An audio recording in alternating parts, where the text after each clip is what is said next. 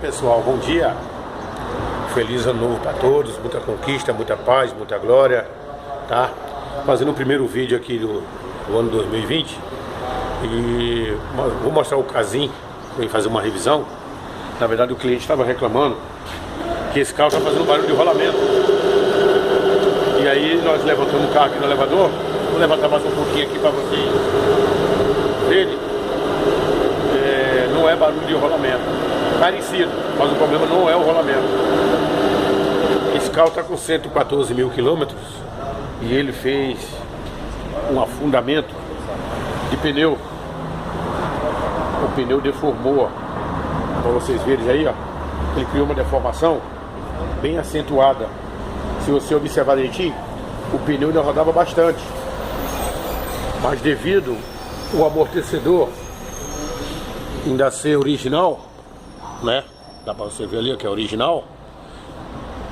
Ele já perdeu a ação e ele começa a deformar o pneu. O daqui também, ó, o traseiro esquerdo também tá tudo deformado, né?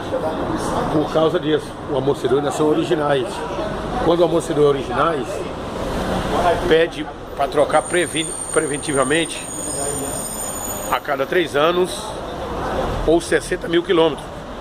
Ou seja, o carro está com 114 mil quilômetros e o amortecedor perdeu a ação e deformou o pneu. Porque qual é a função do amortecedor? A carroceria desce, ele empurra de volta. Só que para ele empurrar de volta, ele tem que calçar o pneu com o solo. O pneu ele não pode sair do solo nunca. O pneu é feito para rolar, não para absorver impacto. Como o amortecedor perdeu a ação, o pneu começa a trepidar ali, porque o amortecedor está sem ação, aí faz esse afundamento.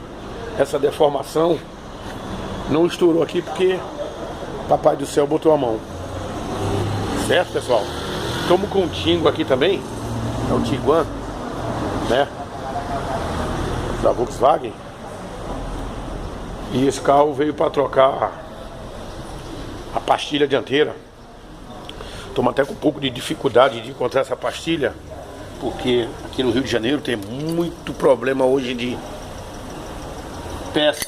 Você, para conseguir peças, não consegue tão rápido.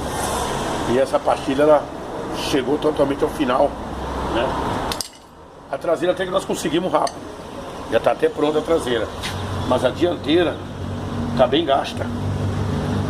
Mas nada que não se resolva.